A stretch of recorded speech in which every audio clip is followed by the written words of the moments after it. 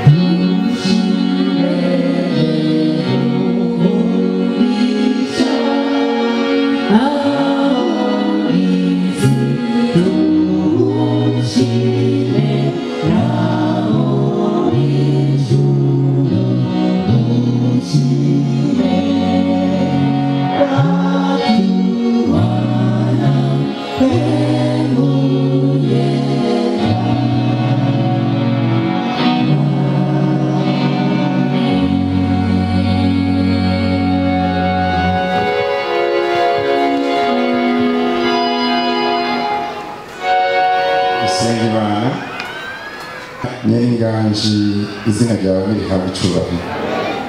Shimwa nyagahora ku ngoma wakunze kandi ukaba warakunze ko turi imbere yawe. Twongeye kukwishikanira kugira ngo abe ari wowe uyobora aya makoraniro. Urukundo rwawe abe ari rwo rubana natwe atari kuri twebwe gusa. Nabo bose bari imbere yawe muri uno mwanya ku isi nzima ngo bagenderere uzobukoze mu kanwa.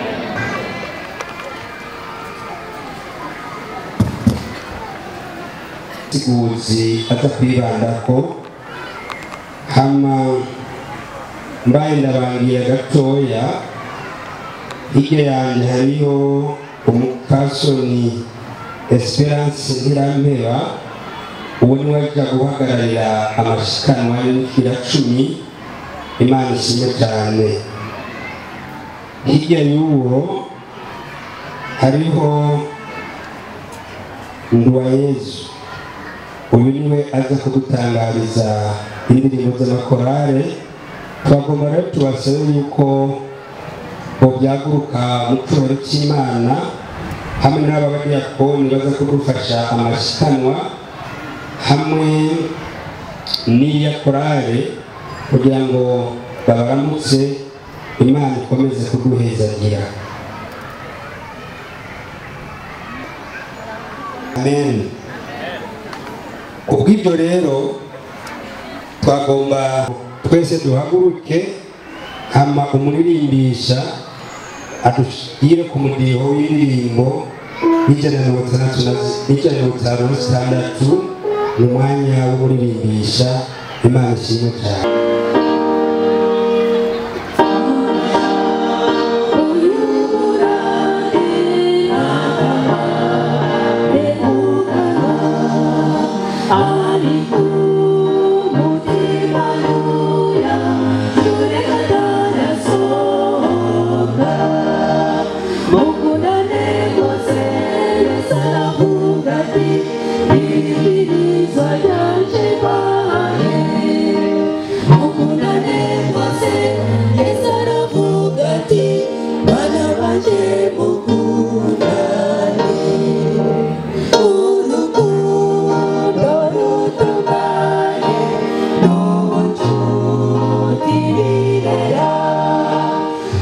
Viva,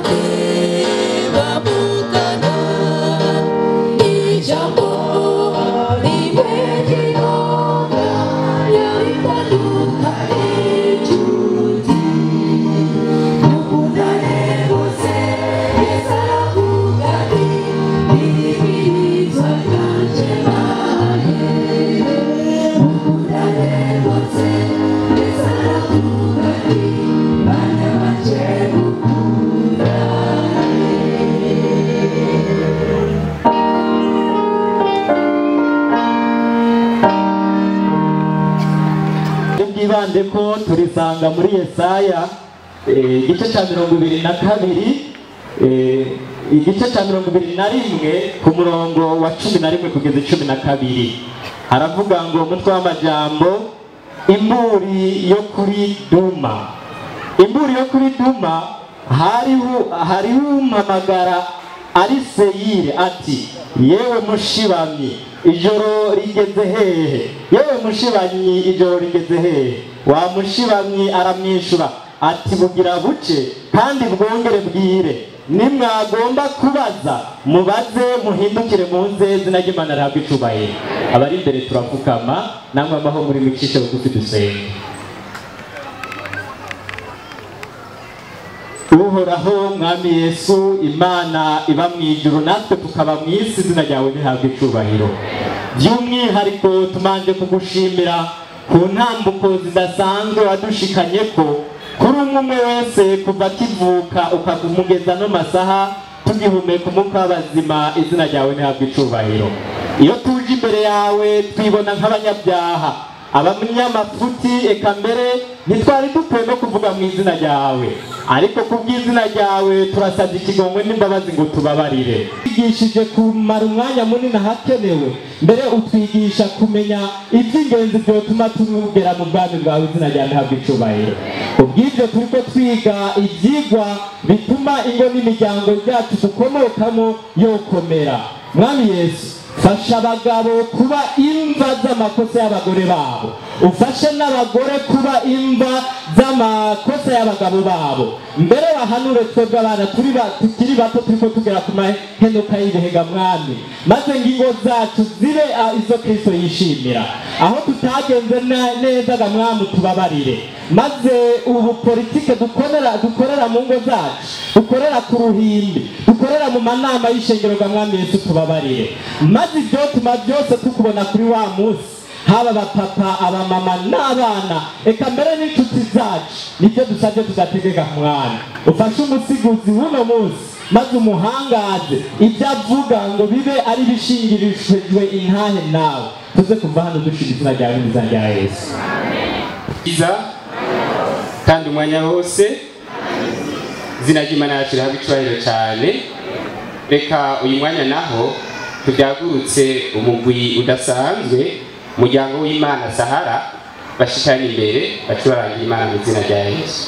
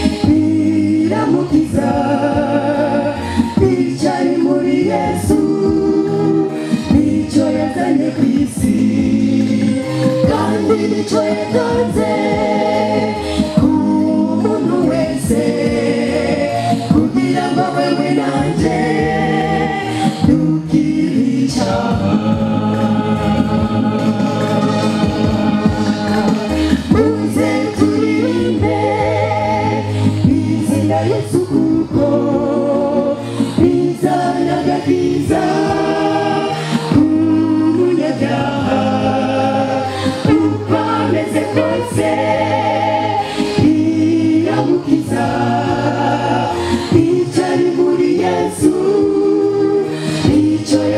ku isi kandi nicyo yatanze umuntu wese kugira ngo wewe nanjye dukire icyaha. Mariya aratahura agaciro ka Yesu, yicara arumviriza amajambo yiwe, Mariya ashishikazwa no kuzimana umwami, ariko ntiyumviriza amajambo yiwe. Ibikorwa byacu byiza ntibizana agakiza, agakiza niko gatuma dukora ibikorwa byiza. Mariya aratahura agaciro ka Yesu, yicara arumviriza amajambo yiwe, Mariya ashishikazwa no kuzimana umwami, ariko ntiyumviriza amajambo yiwe. Ibikorwa byacu byiza ntibizana agakiza, agakiza niko gatuma dukora ibikorwa byiza.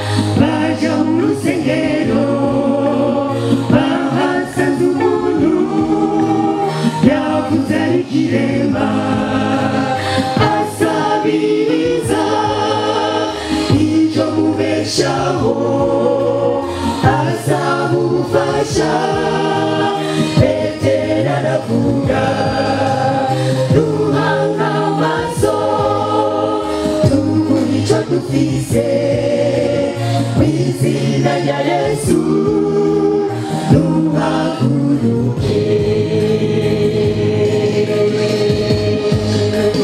Petero na Yohana baja mu rusengero, bahasanze umuntu yagutse ari ikirema, asabiriza icyo mubeshaho, asaba ubufasha. Petero aravuga, duhanga amaso tugura icyo dufise mu izina rya Yesu, duhaguruke. Mariya aratahura agaciro ka Yesu, yicara arumviriza amajambo yiwe, Mariya ashishikazwa no kuzimana umwami, ariko ntiyumviriza amajambo yiwe. Ibikorwa byacu byiza ntibizana agakiza, agakiza niko gatuma dukora ibikorwa byiza. Mariya aratahura agaciro ka Yesu, yicara arumviriza amajambo yiwe, Mariya ashishikazwa no kuzimana umwami, ariko niyumviriza amajambo yiwe ibikorwa byacu byiza ibizana agakiza niko gatuma dukora ibikorwa byiza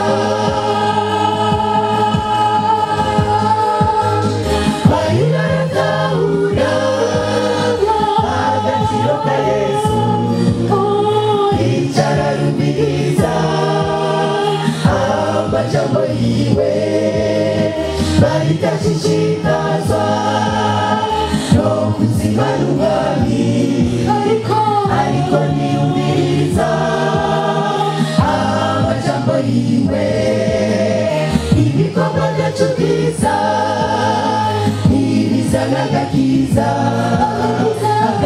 niko gatuma dukora ibikorwa byiza agakiza niko gatuma dukora ibikorwa byiza agakiza niko gatuma dukora ibikorwa byiza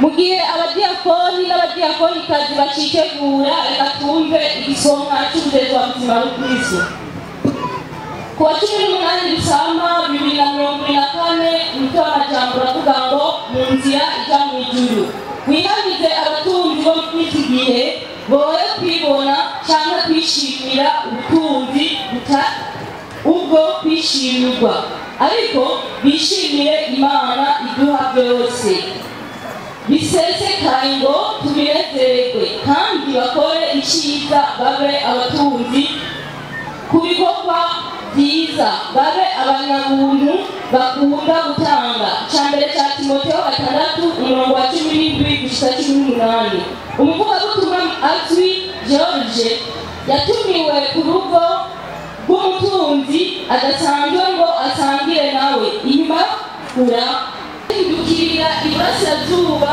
yerekeza ku masho manini yirata kandi agira ati biya byose kandi ni ibyanje hanyuma yerekeza iburengerazuba aherereye ishamba ryiza yitangaza ati biya byose ni ibyanje mu gacerere gato yiyumvira ko pastori agiye kumushimira ku bikorwa bikomeye yaranguye pastori ashira ikiganza kimwe ku rutugu rw'uwo mugabo ikindi acerekeza kwijuru aramubaza ati ufisemo bingahe hariya naho uwo mugabo yunamitse umutwe maze arigaya agira ati sinigeze ndabyumvira ko inyandiko ya Bibiliya dusoma igizwe n'impapuro Pawulo aha buri wese muri twebwe iradufasha kumva ko umuti wo kungorane zishobora guterwa n'ubutunzi bushingiye ku kuba abizigirwa ku Mana hamwe no guha abandi ibyo bakeneye igihe cyose tubaye abizigirwa ku kigira 10 n'amashikanwa tukitaho abakeneye gufashwa tuba twishingiye intahe twebwe ubwacu ko ibyo dutunze atari ibyacu dutahura neza ko ubutunzi dufise mu biganza byacu ari ikimenyamenya cy'igikorwa gikomeye cy'Imana mu buzima bwacu aho kubona ubushobozi bwacu bwikwegera ko ubutunzi Ellen White avuga kuri iki cyiyumviro mu njamake agira ati Satani akoresha ubutunzi bwo muri iyi si kugira ngo agwishe abantu mu mutego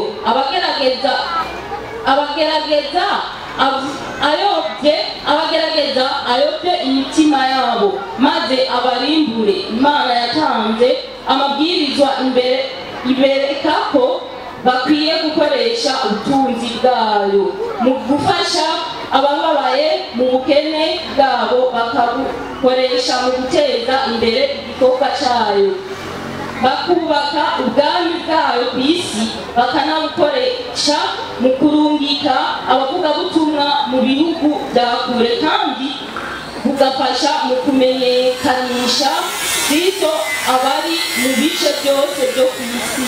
Umuhamagaro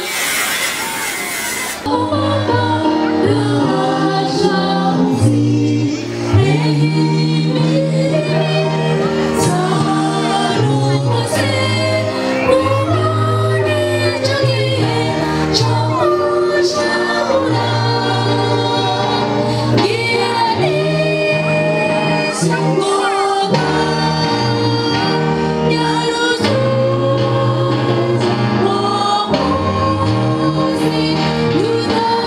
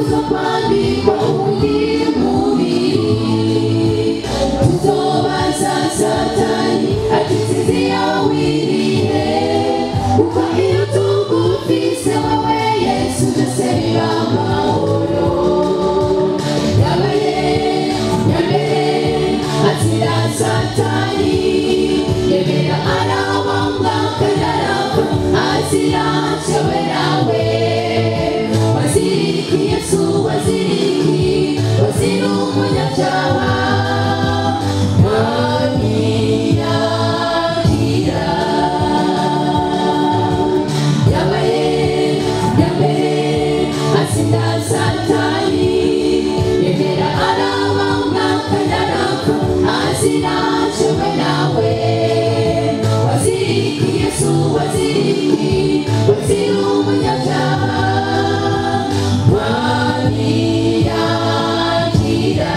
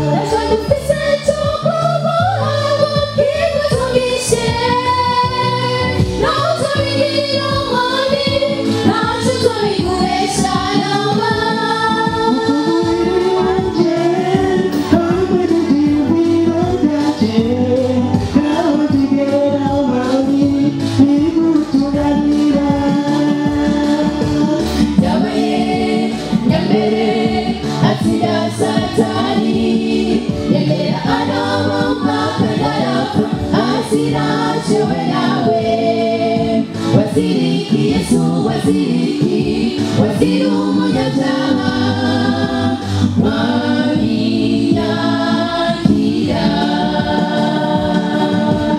yabaye nyambere azira satani yemera arabambwa kandi arapfa azira cyewe nawe waziriki Yesu waziriki wazira umunyabyaha mwamiyakira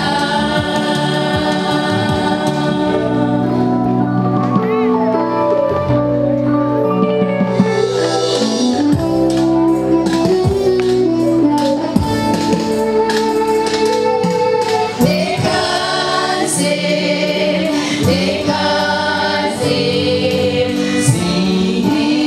singisubira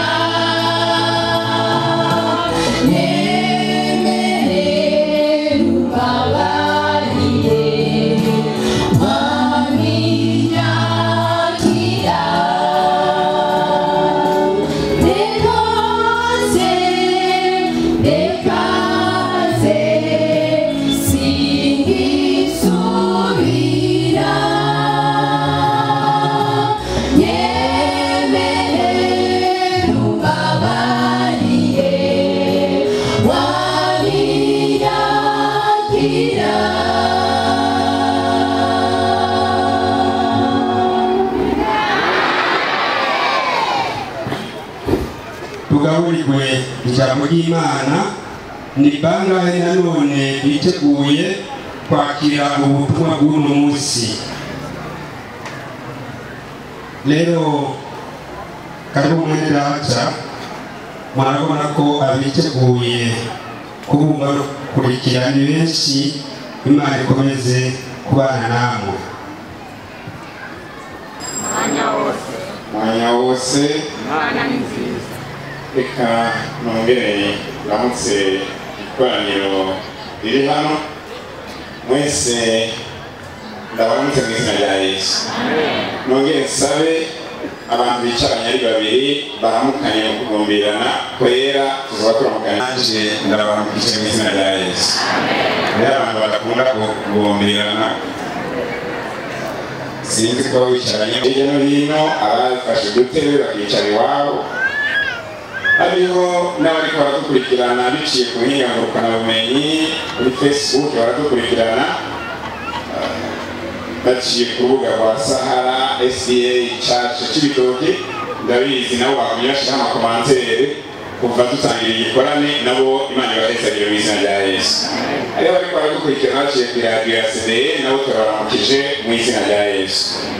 Twebwe abakoraniye hano hantu turashima Imana, dushime ibyakoretse kuva mu gitondo gushinga isaha haciye byinshi. Hanyuma kandi twongere tugerageze Imana umbure ku bashitsi no kubadukurikirana vuba cyangwa abamaze bataza, bizeye kandi abashitsi bashinje kubana natwe namwe mbona baduza ibiganza hejuru kandi si bake, nabo Imana ibahezagire. Mwongere dushimire abiteguye kubatizwa isabato hazoba hari umubatizo. Bari bavuze ngo bicare na biriya bibanza, sinzi ko abo bahicaye abiteguye kubatizwa turamukanye. Imana ibahezagire mu izina rya Yesu. Turakiriye ubuntu rero ko twongeye guhabwa kano kanya kuko hari benshi batashoboye kuronka, hanyuma dushobore kuganira amajambo atari menshi kandi atari make, nubwo umwanya bigaragara ko wanyarutse cyane wagomba kuba turiko turasozera, ariko kuba dufise indangagihe murabona ko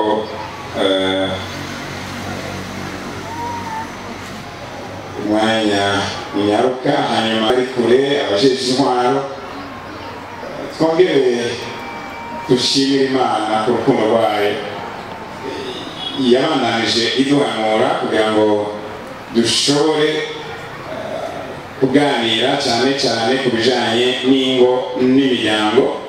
Isomo mwene data yadusomeye ryaboneka mu cete cya Yesaya 21 n'umurongo wa 11 na 12, aho twabonye umutwe w'amajambo bavuga imburi yo kuri Duma. Ntabwo hano hantu tuza kuvuga ngo imburi yo kuri Duma, twe turavuga tuti imburi y'abanyeshibitoki, imburi yo kuri Cibitoki. Imburi yo kuri Cibitoki bavuga ngo hariho umamagara ari Seyiri. Nimwabona Seyiri muje mwitangira 36:8 muza gusanga ko Seyiri hari hatuye abakomoka kuri Esawu, kandi Esawu akaba yari umwe mu muryango mbere avukana n'abakomoka kuri Yakobo, aribo bari ko barahamagarwa. Aravuga ati hari umamagara ari Seyiri, ati yewe mushibamye ijoro rigeze hehe, yewe mushibamye ijoro rigeze hehe. Wa mushibamye aramwishyura ati bugira buke kandi mwongere bwire. Haleluya. Nimwagomba kubaza mubaze muhindukire muze twakira ijambo ry'Imana. Aya majambo rero yaje kubera ko hariho benshi bagiye babaza ibibazo n'ubabandanya babaza, hari n'abashima ibyigwa byatambutse hano, ariko bakabishima mu ngo n'imiryango batiteguye guhindukira ngo baze basanganire umukiza. Imana tugirire igihombe. Twarabonye rero ko ishengero ry'amasigarira rifise inshingano yo kwerereza ukuri guhera mu miryango, mu byizerwa, mbere no mu buzima bwa misi yose, kugira ngo abakira ukuri babandanye bahindukire baze maze bakira umukiza, kuko agakiza katwegereye kuruta igihe twizereye. Rero nimwagomba kubaza muhindukire muze twakira ijambo ry'Imana. Nibyo muri zino ndwi zibiri ibyigwa byacu byashingiye ku ngo n'imiryango. Turabona ko urugamba rudasanzwe rutuma ubukristo bugorana uyu munsi n'uko ingo zacu zigeze ahatemba, kandi benshi bigaragara ko tubifisemo uruhare, aho abagabo benshi bafise uruhare, abagore benshi bafise uruhare, mbere bamwe barigize ubuhizi gushika naho mu isi y'uno munsi harimo amahiganwa y'abagabo n'abagore bashobora gusambana umwanya munini bagahembwa. Muzobikurikirana ku mboneshakure cyane ku buhinga ngurukanabumenyi, aho basiye borganiza n'amahiganwa y'abagabo bazi ubushurashuzi n'abagore bazi ubushurashuzi kandi bagahabwa ibihembo. Satani ari umurimo udasanzwe. Nasomye igitabo kimwe barambwira bati gushika uyu munsi umugore arinda abagabo yashoboye gusambana n'abagabo 660 mu ndwi imwe gusa. Nibara birandikwa mu bitabo. Uyu munsi rero birasabwa ko twebwe abamenye Kristo abari mu ishengero ry'amasigarira tugwana urugamba aho duherereye kandi tugatanga ishimwe ryaduhamagaye kugira ngo twerereze ukuri mu gihe isi iri kwiramungwa igeze ahatemba kandi bikagaragara ko ibyaha byinshi bihera ku busambanyi no mu kwifuza n'ifaranga ribicaye gacika uno munsi, maze natwe dutegure kwisanganira umukama. Wamushibamira mw'ijuru ati bugira buce kandi bwongere bwire, nimwagomba kubaza mubaze muhindukire muze twakira ijambo ry'Imana. Usanga abagabo benshi baganira ujya twarabonanye bikaba ubuhizi, abagore nuko, maze ibiganiro ugasanga ni ibitagira epfo na ruguru biriko birashayisha bija ikuzimu mu mahonero. Tuti bagenzi, nimba hari intambara idasanzwe iriho ku isi, nimba hari intambara idasanzwe ihambaye gusumba izindi zose, nuko umuntu wese ari hano n'utwumviriza yokwigwanya akinesha, akanesha umubiri wiwe, akanesha impagarike yiwe, akanesha amaso yiwe, ibirenge byiwe, kuko hari abantu benshi b'abahizi bagwanye bakanesha urugamba ariko batsinzwe n'imibiri yabo. Muri kano kanya rero turafatamwo bake cyane kugira ngo batubera kabarore twebwe bagerewe n'imperuka y'ibihe. Turashobora gufata uwa mbere ni Samusoni ko tubisanga mu macamanza muhere mu gice cya 12 cya 13. Uyu yavutse mu gihe kidasanzwe ubwo Abisirayeli bari mu gihe cy'abacamanza, bari bavuye muri Egiputa babangamiwe n'ibihugu bibakikije kandi byarabatoteza bikabagwanya bikabakorera ibyamfura mbi, mbere gushika naho bibashikana mu buryo budasanzwe. Maze Imana irahagurutsa Samusoni ahaguruka nk'umunaziri ngo arwanire Abisirayeli abakure mu gatotezo, kandi yarabikoze. Imana ihabwa icyubahiro. Yabisha Abafilisitiya, hari abo yicishije urwasaya, hari abo yakubise, hari ubwo yafashe imbwebwe arazizirika ku mirizo yazo ashaka ibyatsi abatuye ingano z'Abafilisitiya, nabo baragara arabica. Igitangaje nsoma muri Bibiliya, yageze igihe acogora maze akunda umugore cyangwa abagore mu basi babo, atsindwa na kamere maze yifuza umugore cyangwa umukobwa yabonye mwiza. Bwa mbere ho babanje bamusaba inkwano baramubwira bati, bageze igihe bamusaba ati nuko uzozana ubugabo bw'abagabo b'abansi banyu bashika hafi ku 30. Bari bazi ko abo bansi sebuko aramubwira ati nta nkwano nshaka y'amafaranga, nta n'inka nshaka y'amafaranga, ahubwo ndashaka ko ujya ku rugamba ukanzanira ubugabo bw'abagabo ku rugamba bashahuye bagera ku 30 hama nkagushingira umukobwa. Samusoni ati ntibyoroshe, aja ku rugamba arwana, ntiyazanye ubugabo bw'abagabo 30, ahubwo yatekeye mu magurira ubugabo bw'abagabo 200. Arazanira sebukwe amwereke ko ari umuhizi, aramukwera inkwano y'abantu bishe ku rugamba maze aramushingira. Ariko ageze imbere y'umugore yaratsinzwe, aratsindwa gushika naho bamugora amaso. Abantu benshi barabaye bahizi, barabanye ingamba zidasanzwe. Hari abantu bakomeye bafise ibyivugo bidasanzwe, ariko benshi bagiye batuma ko abakenyezi ko Samusoni byageze igihe bamugora amaso. Inshuti gutsindwa ni iki?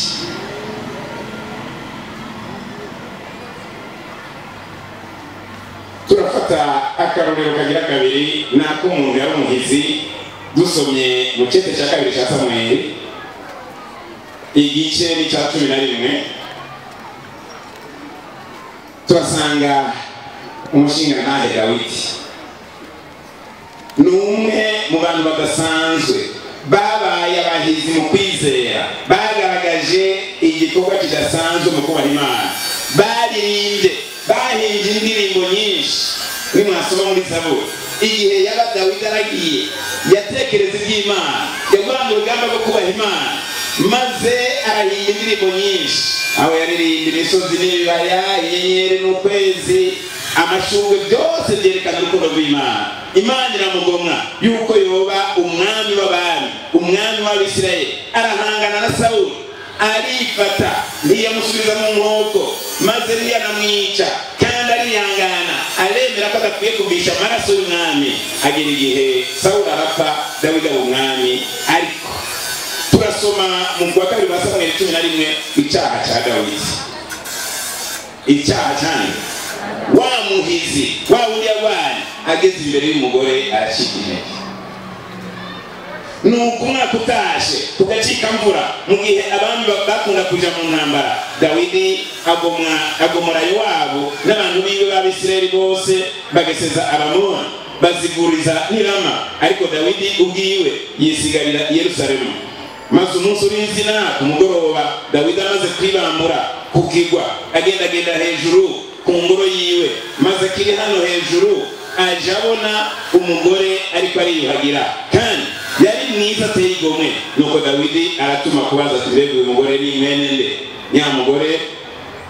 Nuko Dawidi atuma intumwa zo kumuzana, acarenguka iwiwe bararyamana kuko yari yihumanu yavuye mu miziro. Hanyuma asubira imuhira, nyamugore asamira atuma kuri Dawidi aterega ndibungenzi. Dawidi yatsinze amahanga, Dawidi yanesheje ibigeragezo, ariko ageze aruhande y'umukenyezi biranze. Dawidi amaze kumenya yanse kwica Sawuli, muga amaze kumenya ko uyu mugore yamuteye inda kandi amutumye ko aravuga ati baradaguye umugabo wiwe ari ku rugamba, none biri bugende gute?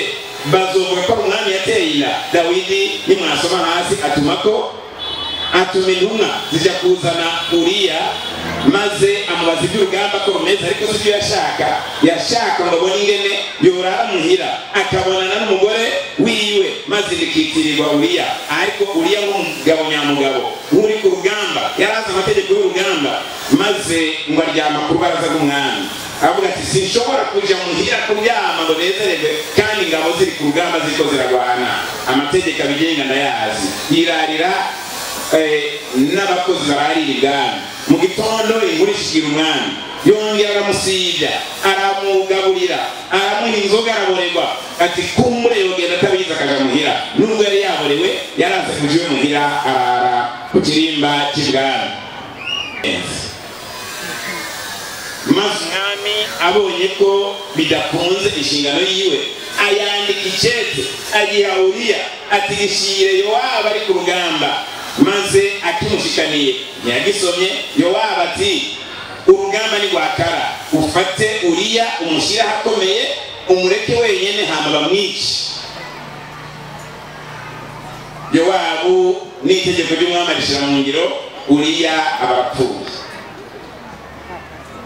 Maze umwami abona ingene yigarurira burundu umugore uwo amaze kwica. Ntibyagereye aho, murabizi ko Imana yatumye Natani nk'umuntu w'Imana. Araza agera imbere ya Dawidi aramubwira ati habaye umuntu mu gisagara mu gihugu cyawe yagendewe n'umushitsi, yari afise intama nyinshi, mugabo haruhande yiwe harundi yari afite agatama kamwe kamurara mu gikiriza kamufasha ibishoboka byose. Maze aragenda afata ka gatama agira gute arakica akagaburira umushitsi. Dawidi arashavura aravuga ati uyu muntu akwiye gupfa nawe, kandi iyo ntama niyo kayirira kangahe? Bibiliya zanyu ku murongo wa 6 w'igice cya 12, none aza murihe uwo mwana w'intama inshuro 4 kuko yakoze ikintu nk'icyo, akaba imbura kigongwe. Maze Natani aramubwira ati rega uyu muntu ni wowe, wari ufite ubutunzi bwinshi, nimba wari wananiwe n'umubiri washobora kugenda ukarongora abagore benshi, abakobwa ukabazana, washaka kugira abandi 5 6, ariko wananiwe no kwihanganira umugore wa mwene wanyu utakura mucyura kandi wica umugabo wiwe. Abagabo benshi barafise amafaranga, barafise imirima bakodesha, barafise inka, barafise impene, ariko ntibanashaka basi no kujya kuzana abakobwa bitabanga bariko barasambura ingo z'abagenzi babo. Yabona umugore wa mugenzi we ati uyu mugore ntiyaraberekana, mvuma ntange ishoboka byose, ariko nawe ndamwandika muri agenda ko twajyana.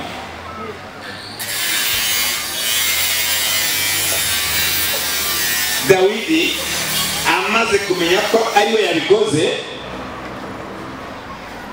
nibyo umuntu yarasanzwe yubaha Imana, yarasabye ikigongo, araca bugufi. Ariko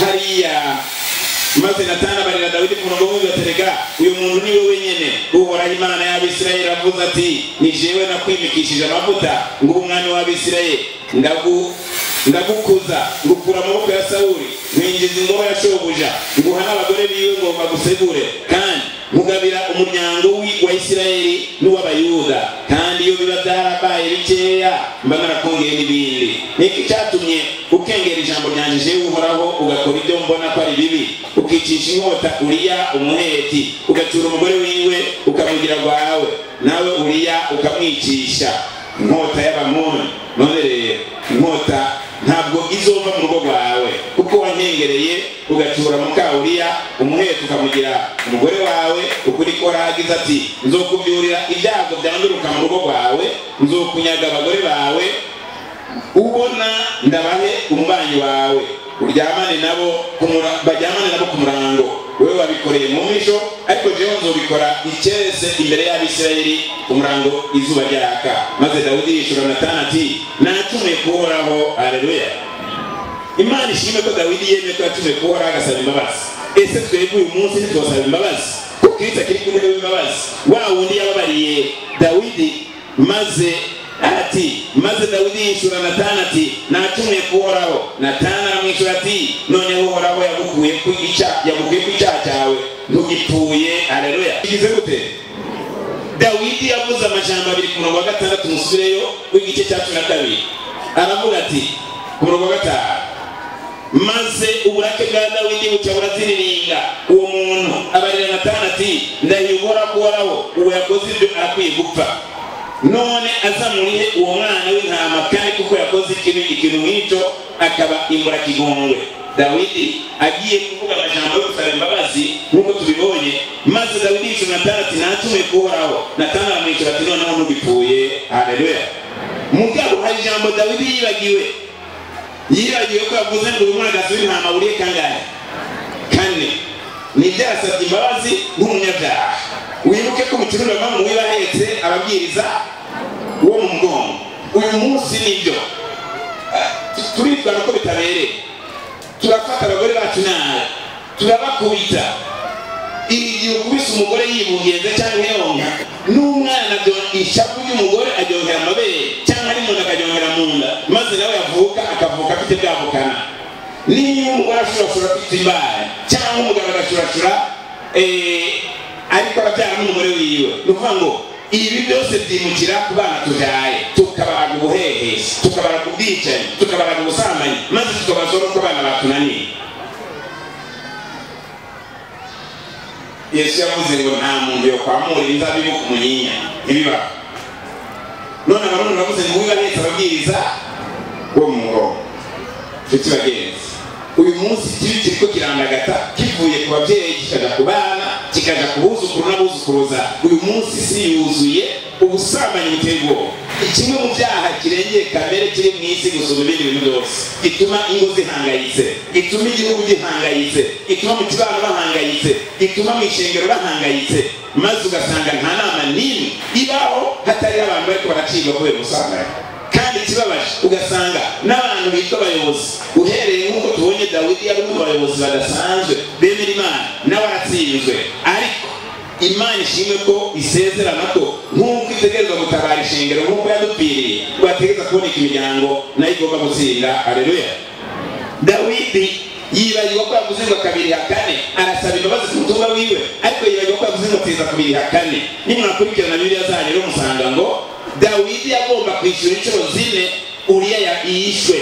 Ibi byatumye Dawidi nawe mu bana biwe hapfa nk'abana bashika kuri 4, kubera ko yavuze ngo 2:4. Imana tugire ikigongo. mwiyubare rero imigisha musabira abana bayo, imigisha mutongera urugo rwayo, imigisha mutongera abagore bayo. Nshuti bagenzi bizobakurikira. Abantu benshi rero basabira imivumo abana babo, bagasambura ingo zabo, haruhande yabo nabo babo zikazosambuka, bagasabira ibihano abana babo nabo bikazobakurikira. Rimwe na rimwe hariho abana baho nabi kubera ibyo base cyangwa ba nyina bitwaye, cyangwa bagafatwa neza kubera uko base na ba nyina bitwaye. Ngira ngo muzabibona umuntu agatambuka bati mwene kanaka ntiyogera ikibazo ndamubona. Dawidi atera inda uyu mugore, umwana Natani amubwira ati nazobaho. Dawidi arasenga mbere arisonzesha, ariko birangiye umwana agera gute arapfa.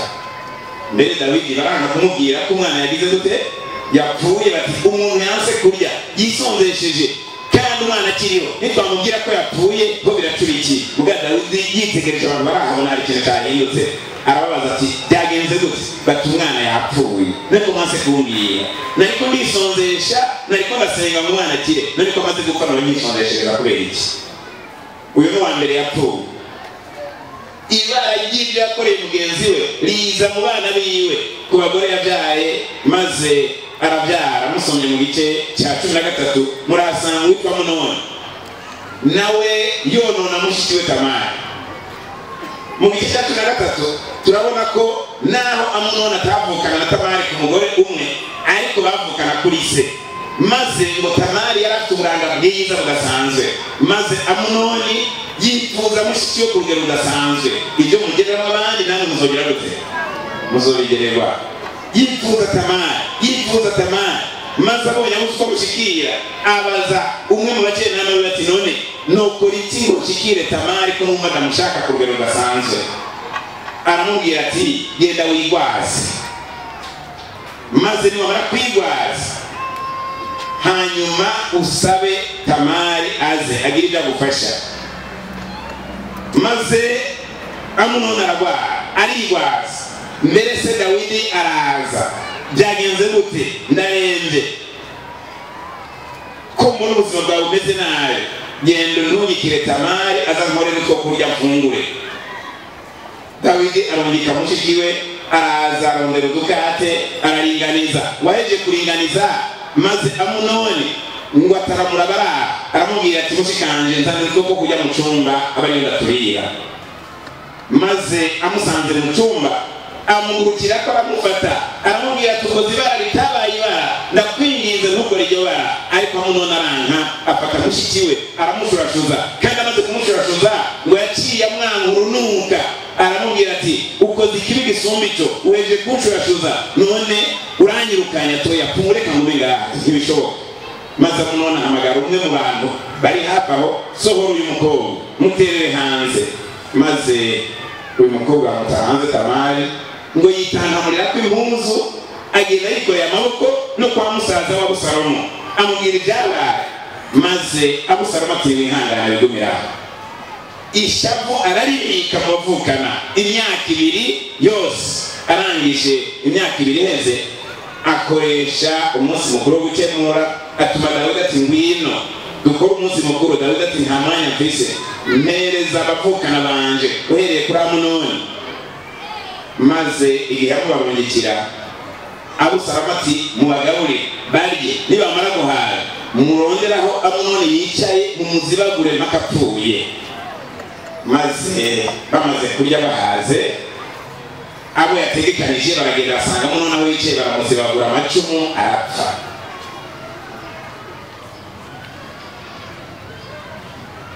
Wiyubahara icyaha ukora cy'ubusambanyi ntibibwire ko giherera. Pawulo yavuze ngo ibindi byaha byose bikorerwa hanze y'umubiri, ariko icyaha cy'ubusambanyi gikorerwa mu mubiri. Naho byose ari ibyaha, ariko yabihaye uburemere bunyuranye. Nshuti bagenzi, ubusambanyi haba mu by'umubiri haba mu by'impwemu buragishibije, aho usanga abantu babangikanye, ntukimenya ngo uyu n'uyu n'undi mpamvu umusirimu cyangwa siwe. Umusanga muri ibi na biriya, maze ukibaza nimba yaramenye Kristo. Amunoni nawe barapfuye, Abusalomu nawe arahunze. amara hafi imyaka 3 n'igice atabonana na se ushaka umusoga mukuru Yowabu yamusabiye imbabazi aragaruka agarutse nawe amubona amaraso y'umuntu Abusalomu amaraso y'umuntu araruma maze yifuza gukorera kudeta se wiwe yamubyaye ahagurukana intwaro maze abasirikare nabo bahaguruka kurwanya Abusalomu nk'umwe mu bana ba Dawidi yifuza ingoma ya Dawidi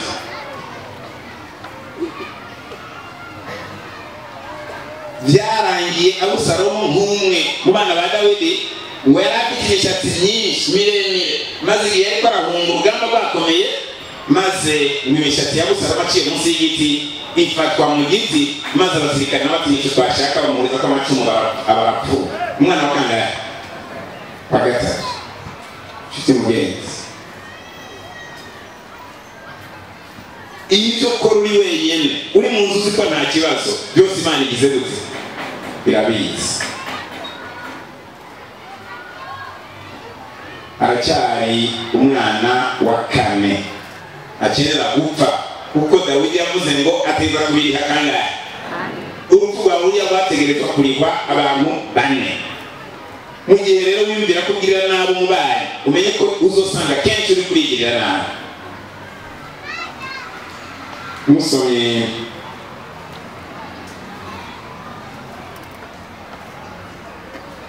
mu kirete cya mbere cy'abami igice cya mbere muza gusanga noneho Adoniya agerageza kwiyimika nawe n'umwana agira kabiri ashatse kwiyimika mu bana ba Dawidi aravuga ati papa arashaje kandi n'iki mwana asigaye mukuru none rero nkwiye kwiyimika ko narumvise ko papa yavuze ko Salomo ari wazoba umwana none reka nkwakwaye nk'umwana mukuru nkorere kudeta data na Salomo atarimikwa maze ategura amazimana ategura abasirikare ategura abantu arabakoranya abaga inka arazegeranya maze arabazimana aritangaza ko abaye umwana maze nyina wa Salomo akibyumva ariruka kwa Dawidi aterega wewe wandahiye ko umwana wanje Salomo ari wazoba umwana none Adoniya yamaze kwiyimika mbere abantu bagiye inyuma yiwe maze Dawidi ati narabikwemera arahaguruka ahamagara abasirikare bakuru ahamagara Salomo maze aramwimika maze baba biyimitse umwe ariyimitse na se uwundi ariyimitse maze Adoniya akibyumva abantu bari kumwe nawe bagwa mu gahundwe batangira kugenda umwe wose barasigaye baramuta maze asanga Adoniya asigaye wenyine aravuga ati nanjye ndapfuye naho nsigaye maze acarirukanka no mu nzu hari isanduku ngo afata ku nkingi z'igicaniro maze kugira ngo kumure bamuhe imbabazi inkuru ziragenda zishyira Salomo aterega mwene wanyumiye ku gicaniro ariko arasaba imbabazi maze aramubwira ati nimba ari uko akaba yasabye imbabazi nimumubwira aveyo atahe ariko hamwe bazogira irindi kosa asubira gukora uyu nawe azobapfuye maze Adoniya aravayo araza muhira haheze igihe kitari gito asanga nyina wa Salomo aramubwira ati nje kugusaba ijambo urazi ko nagomba kwiyimika ngo umwana ariko Imana uko yabigendeje muri data yimika Salomo araba umwana nagomba namugutuze ku ijambo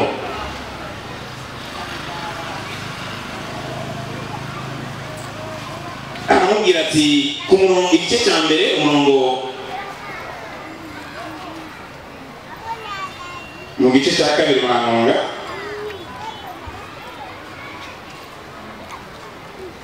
murasoma muhereye ku murongo wa 12 maze Adoniya aramubarira ati ndakwinginze nsabira umwami Salomo kuko adashobora kukwima ampe Abishagi w'Ishunemu ndamucure uyu Abishagi w'Ishunemu mugiye mu gice cya mbere muramenya ko ari wa mukobwa igihe Dawidi yarashaje atayishobora kwiyambika asigaye ajugumira ngo basabye ngo bamuronderere umukobwa w'inkumi yozoza aramwegera nubwo ataragishoboye kurangura amanga yubatse nibura mu twuya tw'abakiri bato ngo asaze neza maze Abishagi araza akamapfumbatira Dawidi akamuha ibyuya maze Dawidi arapfa uyu Abishagi agumaho atazi icyitwa umugabo none Adoniya aravuga ati nsabira umuhungu wawe anshingire abishaje bashatse kurira uburiri ngasi hanyuma Abusalomu aramubwira ati Salomo aramubwira ati rega abwira nyina amaze kuza imbere y'umuhungu ati ndagusaba amaze kuza aramubwira ati ijambo ndagusaba bamuzanire baricara ati nta kindi ndagusaba nuko Adoniya ariko arasaba uyu mukobwa kugira ngo amucyura w'umugore maze Salomo arashabura cyane aterega niba gusabye uyu mudamu w'umugore wiwe musabire n'intwaro ndi kuyimuhereza aramutse acyuye umugore wa data n'ingoma zo bayicuye none ndahibora kuhoraho yuko adashobora gukira kuko akoze ikizira mu maso y'uhoraho maze atuma abantu nabo baramwica babaye abana bane bafu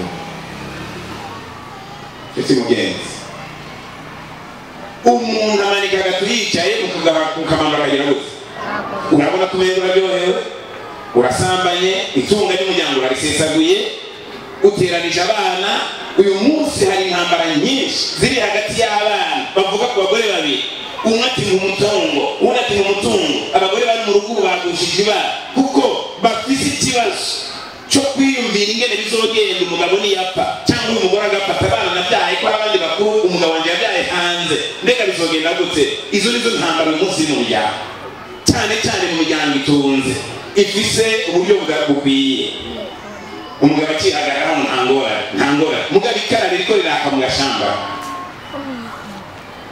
tuti bagenzi niyo Dawidi yakoze icyaha bigatuma kandi yari umuntu yubaha Imana twebwe tutubaha Imana bizogenda gute abana bane bose barapfuye intambara yise mu muryango baramaranye nimwumvire ibyo uri kurategurira umuryango muri kasohoza gerageza utature ibishoboka byose ukiriho ndabizi benshi dutwagwa n'amafaranga dutwagwa n'amatongo umuntu yamara kuba afise imirimo 5-6 y'imetero akajyana abakozi baja kuri mu muceri akagenda yitegereza muri ba bakobwa bariko barabagara ati wewe ndino ndakubwiye ibara ryaguye agacura abakozi bamukorera mu miceri agacura babadandariza akabyara hanze uyu munsi intambara ni nyinshi ikibazo y'abazari mu banyamahanga ni uko no mu Adventiste zirimo usanga no mu bice yano hariho umuntu w'Umudventiste yaratijwe agifise izo ngorane ataratatura ibyo bibazo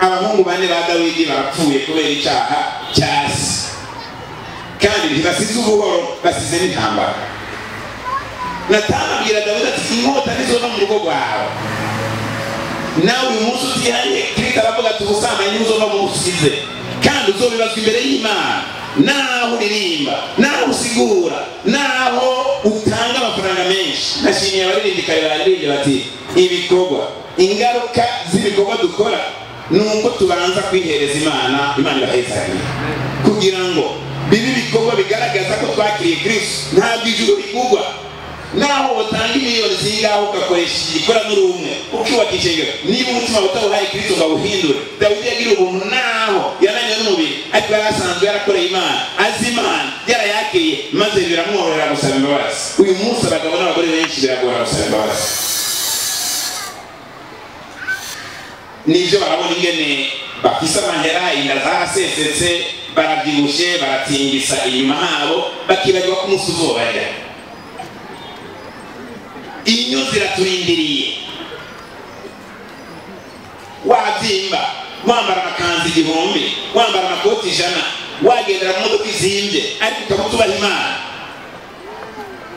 Kristo araguhamagara murangamize mu ijuru maze umubwire uti ndi hano mwami nkoresha icyo ugomba haleluya nshuti bagenzi nimwashaka tuvavanure n'akabi ko twabonye ko ingo zacu zigereranya ishingiro kuko no muri Bibiliya tugira ko hari abagore babiri gusa Imana tugire ikigongo umugore yiba Imana n'umugore maraya niba udakorera Kristo uri kurakorera Satani Imana ishimwe ko hariho abantu bahagarariye kuri ejo twarabonye Yosefu n'ubu turabona uwundi muntu kumbure duhava twifuza ko umwanya turega dusozera ko twoga byinshi babwirwa benshi akumva beneyo turasoma muri Luka igice cya 2 aho tubona bakeba Yesu bamushikanira Imana turahabona abagabo babiri umugabo n'umugore b'ingenzi ku murongo wa 25 kandi muri Yerusalemu hari umuntu yitwa Simeyoni uyo yari umuntu agororotse aleluya kandi yubaha Imana yararorereye guhumurizwa kwa Bisirayeli mpemu yera yari kuri we yari yarabwiwe na mpemu yera yuko atazopfa atarabona Kristo w'umwami Imana aleluya nshuti mugenzi ubwo nawe niwobwirwa na mpemu yera kubwiye kuva bamama kabi nawe ukazobona Kristo atunze ku bicu ajanwa na mpemu mu rusengero mwema aramubwira ati uyu munsi mu rusengero ababyeyi bajanye umwana Yesu mu rusengero bamugeze nk'uko umugenzo w'ibyagezwe wari uri bamukebe nk'umugenzo wari uri aramwakira aramukikira ashima Imana haleluya ati databuja noneho urasezeye umusabyi wawe amahoro Imana yaraguhaye itungo yaraguhaye umuryango yaraguhaye amatongo yaguhaye ibyo ngo bikoreshe mu murimo w'Imana none wabishimye mu kwinezeza ibyo murabikora ngaceceka mukigira mu mwanya nawe ariko agakiza kagiye kuza ahabo bose babaye ibinani bazoragwa impembo n'imwe n'umuriro ababaye abagororotsi n'abazoragwa ubwami maze Simeyoni arasezera ati ko maso yanje abonye agakiza kawe ariko wateguye mu maso y'amoko yose kuba umuco wakira amahanga no kububwiza bw'abantu bawe b'Abisirayeli se na nyina batangazwa n'ayo majambo avuze kuri we Simeyoni arabahezagira abwira nyina Mariya ati umve uyu ashiriweho kugira ngo benshi mu Bisirayeli bagwe niba ibyigisho byaje hano kugira ngo benshi mu Adventiste umunsi bagwe ariko benshi babyuke aleluya icyomba muri benshi babyuka jewe nawe tukaba turimo Imana ihabwe icyubahiro nabo abakobwa nuko mbonye umurira androide mbonye amafaranga ari ku ishuri aba bose bakagwa mu gihemu maze bakabiraga abana babo ariko mufata karo kuri umupakazi yari amaze imyaka 84 ari umupakazi arorereye Yesu none Yesu agiye kuza ahagiye guhemba abakobwa bazigamye ubwari bwabo abasore nuko abagabo nuko abakenyezi nuko mbega uzoburimo baza mugenzi wawe wicaranye ati mbega uzoburimo nshuti mugenzi ntumusubize wiyumvira ati mbega muri icyo gitigiri ndimo cyangwa sindimo niba utarimo cyangwa ukaba wumva ko ari ufite intege nke nta muntu yadusabye intererano y'amasengesho ati ageragezwa n'abapastori yifuza gushurasha umwanya ku wundi nawe ukaba utaranabikora ariko ukaba ugeragezwa Kristo arakubwira ati nshuti mugenzi naho bamwe bari bakomeye ba Dawidi ba Samusoni batsinzwe ariko abatama nka Simeyoni yaratsinze Yosefu yaratsinze uyu mukecuru yaratsinze Ana amara imyaka 84 ari umupfakazi kandi yaratsinze izina ryiwe riracyavugwa na bugingo n'ubu ese nawe izina ryawe rikwandikwa mu gitabo cy'ubugingo haleluya ndagusaba rero kugira ngo tunyarukije umwanya niba wumva ukwiye gutsinda ku bwa Kristo Yesu nawe uhaguruke aya abantu baza kureba bagenzi babo mbere ubonye ko umugore n'umugabo n'abana bageranye ishingiro rya Kristo mu gihe amashengero ariko arasambana ku bwinshi akifatanya mu runani rwa ekimenisme akemera ko abagabo barongora abandi bagabo abagore abandi akaba ariko araja mu runani rwa ekimenisme kugira ngo bafate abantu bose bashyire munsi y'ububasha bwa Satani Kristo yiteguye kubona ishengero ry'abantu b'Abadiventiste habonekamo abaneshi naho benshi bogwa naho usigara Ana naho usigara Simeyoni abo bagiye guhagarika ishengero rya Kristo kandi baneshe haleluya none rero n'ingo zacu naho bawe gutsindwa Kristo yiteze kubona hari urugo rwa mugenzi wawe rwatsinze byobaye byiza twese twabonye mu ijuru kavuga tuti ndi hano mwami wangiriye neza ndifuza ko mugambira arago mwisho baririmbisha badushyiraho indirimbo nihaba hari uwundi muntu yumva bwoberewe yoba yaratatiye igihango urashobora kuba warabyaye hanze urashobora kuba ufite imiryango mu muryango urashobora kuba warateranije abana urashobora kuba uhoza umugore wa kuruhenge kandi ishengero ryawe rihera mu rugo Kristo ariko araguhamagara ngo nawe uyu mwanya ube wawe Dawidi yarashoboye kwihana uyu munsi arashingirwa intare naho yabuze abana bane ariko asohora ku bwabo Ana arashingirwa intare none wewe ntiwoshingirwa intare muri iki bitoki yuko ubaye akarorero wino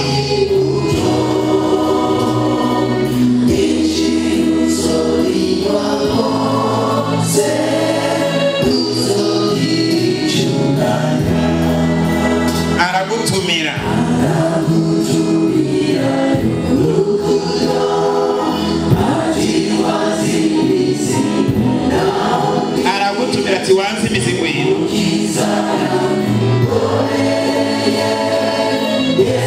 Yesu ashimwe. Yesu ashimwe.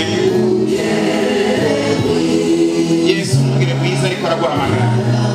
Ntugire isoni, ushobora kuba umugabo, ushobora kuba umugore, ushobora kuba wayikora ko bidakwiye. Nta n'umwe Kristo atababarira.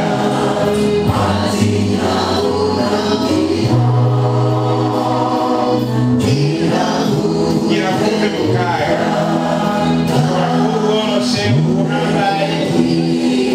Ushobora kuba umutunzi, umukene, ushobora kuba umutegetsi uboroheje.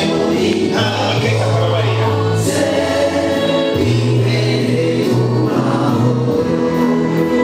Yesu ashimwe. Yesu ashimwe.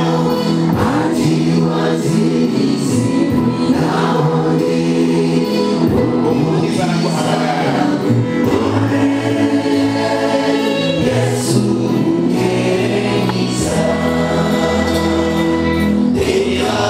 Reka gutebagana isigaye yateye fata inama y'uturasira. Yesu Kristo ariko arahamagara ko ushobora kuba bwari.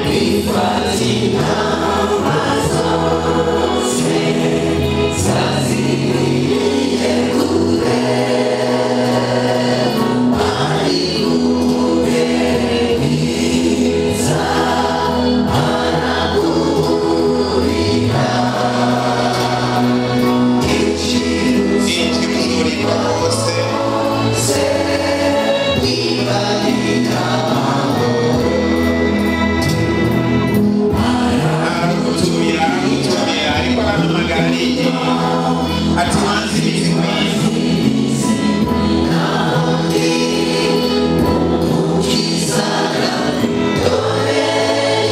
utinya amaso yawe. Yesu yavuze ko utinya kumushingira intanya, nanjye utinya kumushingira intanya.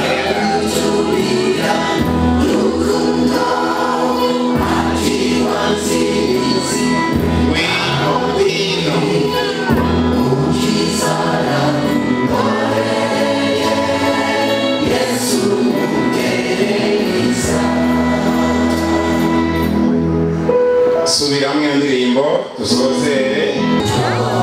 Injira uzorimba rwose.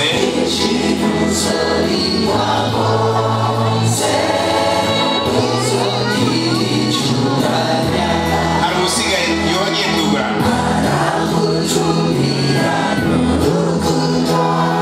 Ndabona abashinga baje ntamubona. Nta ngorane bafise.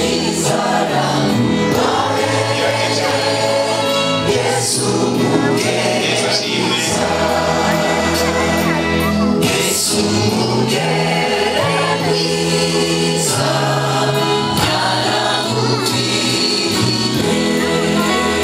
kaze kaze tugiye gusozera, tugiye gusenga.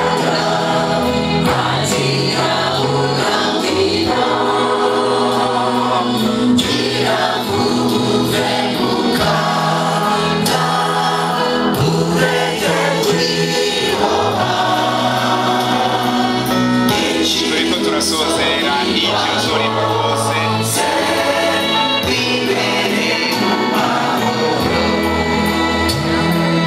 Aratumira ariko arahamagara, ariko arahamagara.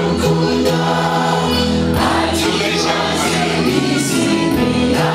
Nanjye ndiko ndatakamba ngo Imana igire imbabazi. Kristo ariko arahamagara. Waba umutanu, waba umusore, waba umukecuru, waba umusore, waba inkumi, waba umwana. Kristo ariko arahamagara.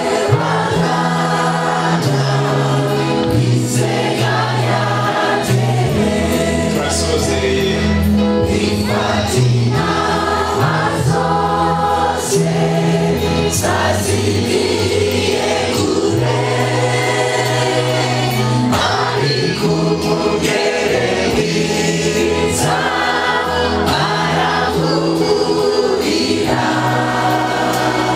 Yesu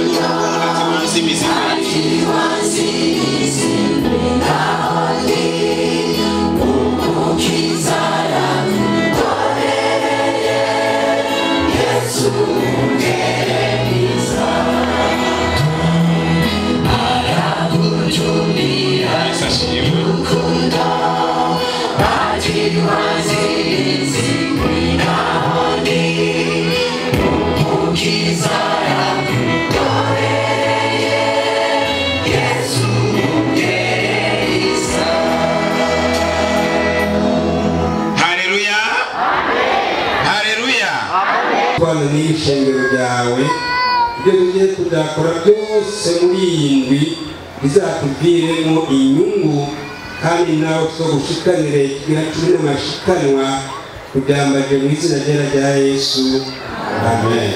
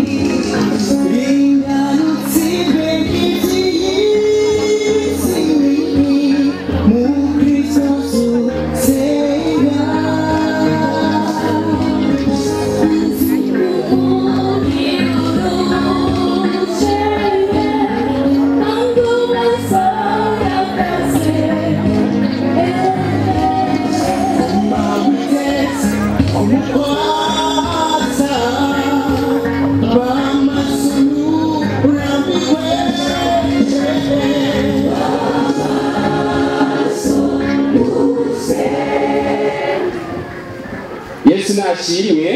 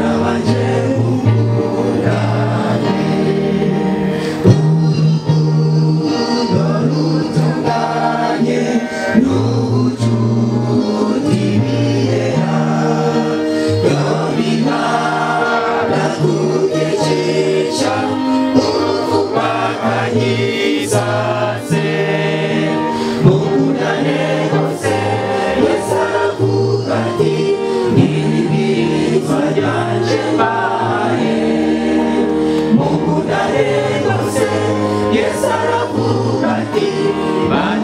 you,